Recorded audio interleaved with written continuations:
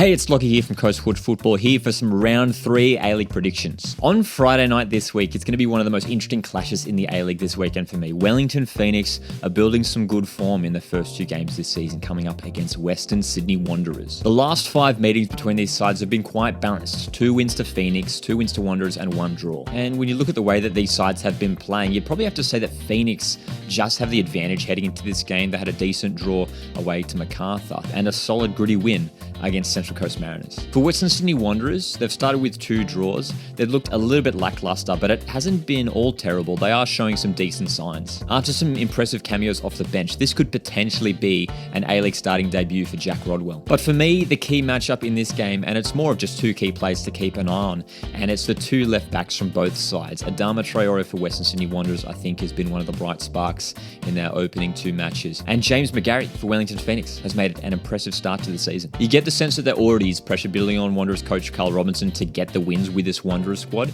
Wellington Phoenix is going to be a tough test though. I'm going to go for a 1-1 draw. After 2 consecutive weeks starting off the season playing away in Melbourne, Brisbane finally have their first home game, and it's against Adelaide United. Of course, Adelaide, one of the big stories from round 2 in the A-League after coming back from 2 goals down to snatch a draw against reigning champions Melbourne City. But Brisbane, I think returning at home will have something to prove to the home fans after some relatively, lackluster performances against Melbourne City and Melbourne Victory. No doubt they're coming up against 2 quality oppositions. And they weren't entirely poor in those games. They almost got something out of the Melbourne City game. But when you look at the ladder and the way it's taking shape, Brisbane Roar really need to get a result in this game, considering they are back at home, started the season with 2 losses. I imagine Warren Moon will expect nothing less than a win. Obviously, these 2 sides have some history. Adelaide United picking up a 2-1 win in the elimination final last year.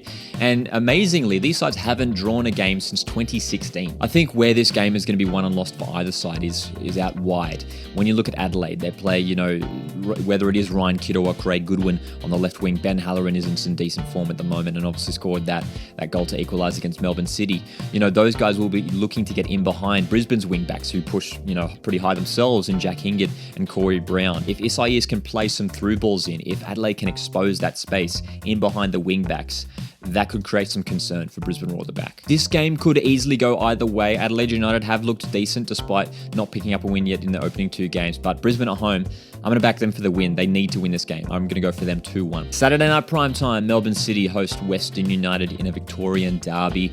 When you look at the meetings between these 2 sides in past seasons, Melbourne City have won 5 games. Western United have won the latest meeting between these sides at the back end of last season. And I think it's safe to say, I think everyone will be, backing Melbourne City to get the result in this game. Western United, I think, are looking a lot more stable this season. The formation that they're playing now, the 4-2-3-1 with Diamanti playing as that number 10 in the middle of all that action. He's such a key player for Western United. A lot of the attacking play is going to have to come through him if they're going to unlock Melbourne City's stubborn defence. But keep an eye on the matchup that comes on the left-hand side for Melbourne City, the right-hand side for Western United.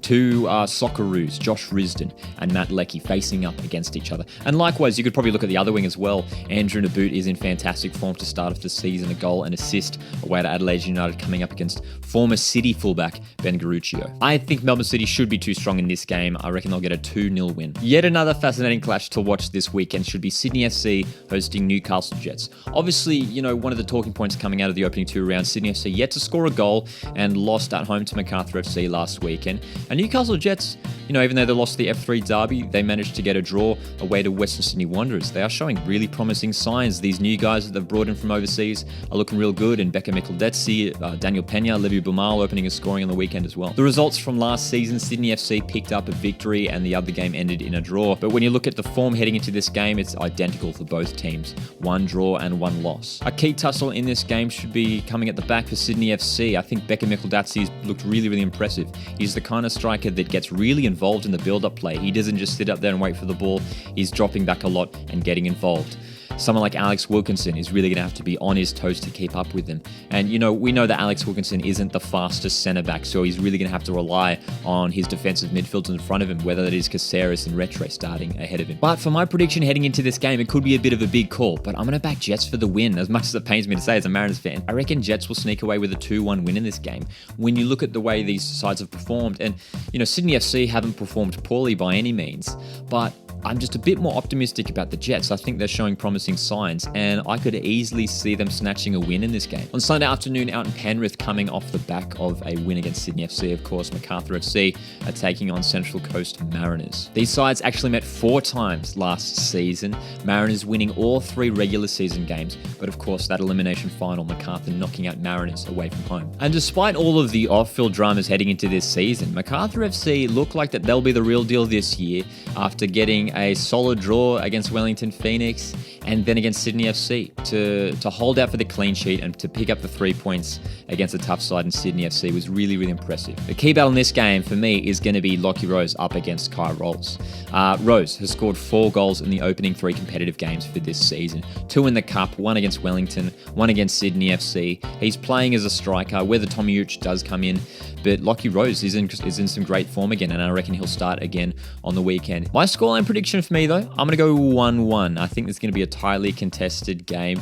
Again, could easily go either way. Either side I could see snatching the win, but to be safe, I'm going to say 1-1. The final game of the weekend is another home game for Melbourne Victory, who are very impressive in their 3-0 win against Brisbane Roar. They take on Perth Glory. These sides, of course, faced off in the FFA Cup playoff just last week. Melbourne Victory managing to pick up the win there on a penalty shootout, but it was 2 very different lineups for both sides that faced off in this game. In the meetings between these 2 sides from last year, it was pretty mixed. 1 win for Melbourne Victory, 1 win for Perth Glory, but obviously it's a new look side, especially for Melbourne Victory heading into this campaign. They've started the season with 2 wins, and a player who has been key for them and their early success in this season as Jake Brimmer. I thought he was fantastic against Brisbane Roar, and he's coming up against Luke Bodnar. I thought Luke Bodnar was really impressive against Western United despite Perth Glory going down last week.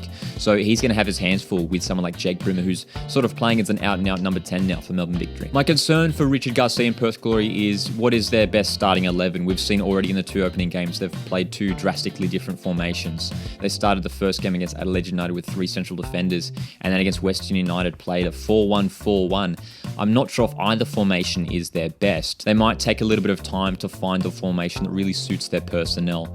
And when you compare that to Melbourne Victory, who look like Tony Popovic has really come in and stamped his authority in this side, got them playing the way he wants to play, I think Tony Popovic will get a 2-0 win against his former side. So there you have it. There's my predictions for round 3. Of course, as always, drop your predictions down in the comments. We'd love to hear what you guys think heading into this round. Every single Friday here on the Coastwatch Football YouTube channel, we are doing a match watch along for the Friday night. Of course, this week it is Wellington Phoenix taking on Western Sydney Wanderers. So join me here live on YouTube from 7:30 Friday night for that one.